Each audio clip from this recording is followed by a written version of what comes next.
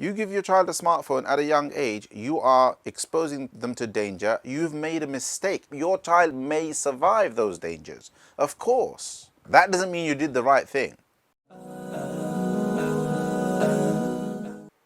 Assalamu alaikum wa rahmatullahi wa barakatuh. Hope everyone is well. I wanted to talk a little bit about children and smartphones. I know I've spoken about this before, but it's a really serious issue, and really we should all pay attention. So when should you give children smartphones? Should you at all? That's kind of the discussion. So let me begin by sharing just one little anecdote, right? Every person in my recollection that has come to me for help dealing with a young person who's had some kind of a serious issue. It could be loss of faith, doubts. It could be, homosexual tendencies, trans tendencies, all these kinds of things. It could be just teen troubles and so on, and they want advice. I tend to do a bit of a background check, and what I found consistently, like I asked them questions about, okay, what's your family setup like? What's relationship like between mum and dad? Some questions about personality of the young person, the health of the relationship between mum, dad, and the child, and these are all important questions. And I often tend to get different answers to those questions, but one question that seems to point to a correlation is almost always when there's trouble, there's also this correlation with that child or that teenager receiving a mobile phone at a really young age, 10 years of age. When I say mobile phone, I don't mean any mobile phone. I'm talking about a smartphone, right? Smartphone with internet access that opens up the whole social media world and everything else, right? The whole world of communications and so on. And the vast majority of these parents who allow children as young as 10, 11, 12, 13, to me, all of those ages are too young. I genuinely believe children under 16 shouldn't have smartphones. I mean, they can have a brick phone, right? But smartphones are an absolute no-no. But at least the Muslim kind of families that I've dealt with, I've found that there is a correlation between all these different types of trouble and this child getting a mobile phone too young. Now, I'm not saying correlation is causation. It doesn't mean that's the reason why they're having all of these troubles. What I'm saying is that whether there is causation or not, whether the mobile phone is causing the problem or not, we won't know. It will take a huge amount of research to be able to figure it out. However, there is a correlation between the mobile phone and access. That's something that we can't escape. Logically, you can't, right? You give a young person access to problematic messaging, to problematic images, to perhaps a wider network of friends, people who they know, they don't know, and certainly people who you don't know. As a parent, you don't know who your son or daughter is engaging with on social media. All of that access, where does it come from? It doesn't come from the PC they use at home when you're around, right? It doesn't come from the television, right? It doesn't even come from the iPad if the iPad is being used at home, because there's a degree of monitoring. The smartphone is the one that provides unmonitored access. The other thing also that I've noticed is I have not yet come across a parent who made the mistake, and yes, it's a mistake. I'm not saying you've done something heinously sinful. I'm saying it's a mistake, right? And parents do it thinking they're doing their child a favor. That your son or your daughter wants it, you love them, you want to give it to them. It comes from a good place, but it's a mistake, right? And I've often found that people who haven't thought things through enough and have ended up making that mistake make a second mistake. And that mistake is they don't use parental controls. So the child has the phone. Consistently, I've seen this. The child has the phone. You have absolutely no idea what they do with it. All right?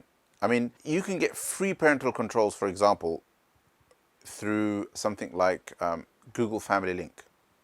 like at least basic parental controls. You'll get basic access to information about how they're using their Google account, how they're using their YouTube account, and things like that. And then obviously there's lots and lots of other apps and software solutions for parental controls that must be in place if you're giving your child a smartphone at whatever age, even if they're much older. Anyway, okay, so you might say, okay, then in your opinion, at what age should a child have a smartphone? Well, in my opinion, they shouldn't get a smartphone before 16. The general principle, though, should be, and this is a Sharia informed principle, that we shouldn't give our children freedom of access to things that are problematic, sinful, dangerous, a threat to their safety, a threat to their well-being, and so on. Things that make them vulnerable, if they do not display the ability to judge right and wrong based on a moral compass. In our case, an Islamic moral compass. What age is that? I don't know. But it could be younger for some children. Generally, I don't see under 16s demonstrating that kind of responsibility, that kind of moral compass, at least not moral compass with the will to act according to it. So it needs to be after that at least. That's roughly the age I gave my child a smartphone, and I still regretted it. Okay, now there's one other dynamic here. So somebody asked me, what if I've already given my child a smartphone? How do I take it back? Or, another common question is, well, they're doing my head in, right? Asking me for a smartphone. All of their friends have smartphones and so on. How can I avoid it? How do I avoid this pressure? How do I save them from this feeling of peer pressure and so on? So, I can only tell you what I've done and what other parents have done to avoid it. One way to do it is to simply say no. No is no, you're not going to get it, end of story, right? Ask for something else. That's one way to do it. It doesn't always work, and it doesn't work if your child is struggling with peer pressure and in their own mind think that they will use it responsibly. They may well do, right? But it's dangerous to just accept that on face value.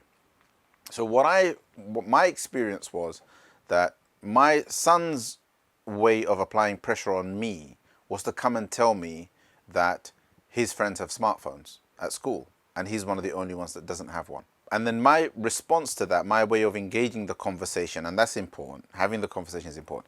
My way of engaging him in that conversation wasn't to say, oh, so what if they have it, you're not going to get it. I said, why don't you give me some insight into what your friends do with their smartphones, right?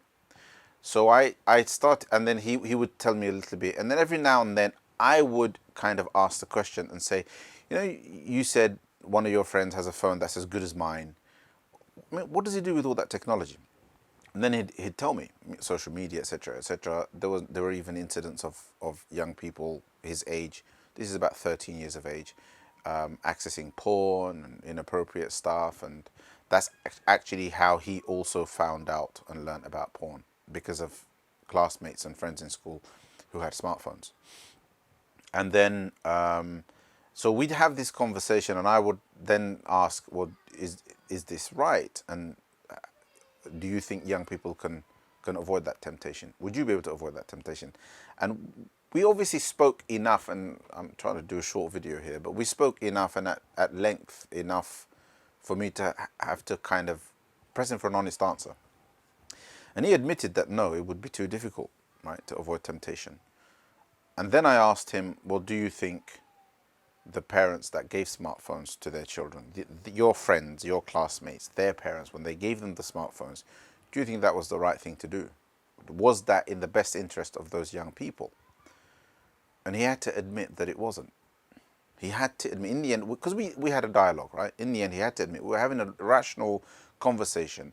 And in that dialogue, he had to admit that it wasn't the right thing for those parents to give their children a smartphone at that age. So I said, well, when through this conversation, when we both together arrive at a conclusion that it is the right thing for me to give you a smartphone, I'll give you a smartphone then. So there are ways in which we can actually engage our children in conversation that actually might help us arrive at a decision together. And in the meantime, I had a spare smartphone lying around. I used to let him use it at home. You know, if he wanted to chat to his friends, etc., then he could do it from home. He just can't have it unsupervised outside, right? Outside, he got a brick phone. And I was telling you that I had a conversation with somebody who said, well, I've already given them a smartphone. How do I take it back? Well, you can engage them in the same conversation, right? At the end of the day, you're a religious father, you're using religion as the reason why you don't want them to access these things because they're dangerous, it will expose them to sin, etc., etc. Well, it's important that the way in which you take that privilege, a privilege that you've already given, by the way, the manner in which you take that privilege away is one that the child can relate to, right? Your 12, 13, 14-year-old child can relate to that. That when I gave it to you, you're going to have to acknowledge that when you gave it to them, you made a mistake. You're going to have a kind of a mature conversation with them and convince them that it's the right thing to do and help them see that it is the right thing to do. All right? And find ways to give them alternatives. Because if your religiosity or the experience of a religiosity is always negative, it's always the taking away of privileges, then they'll hate religion for it. Because it's made their life hell, it's made them, suffer peer pressure and so on. I would rather that people had conversations with their young people so that they felt empowered. My son, in the end, was confident enough to actually push back against the peer pressure and say, well, I just have smarter parents. It's as simple as that. It's not my problem that your parents didn't make the right decisions. I'm sorry. Some people watching this would have given their children smartphones, and you might think, you might feel belittled by this, but it's not personal. I'm not attacking anyone in particular. This is how I feel about it. You give your child a smartphone at a young age, you are exposing them to danger. You've made a mistake. Your child may survive those dangers, of course. Right? Your child might survive those dangers. You put somebody in a jungle full of dangerous animals, so yeah, some of them will survive. That doesn't mean you did the right thing. Anyway, these are just some things to think about. This is a serious issue. It is a serious issue. Like I said, there is a correlation between the people that I've dealt with who've faced serious issues with their children with them having mobile phones. I'm not saying that's the only cause, and I'll make other videos about those potential other causes and these problems, and we'll do more videos on parenting, inshallah ta'ala, particularly parenting teenagers and young children and kind of children 13 and onwards who are at that age where peer pressure is really kind of heating up and so on. Anyway, jazakumullah khair for listening. If you found this video useful and of value, then please give us a like, subscribe to the channel, inshallah ta'ala, tell other people about it, forward, share, and so on. وبارك الله فيكم والسلام عليكم ورحمة الله وبركاته.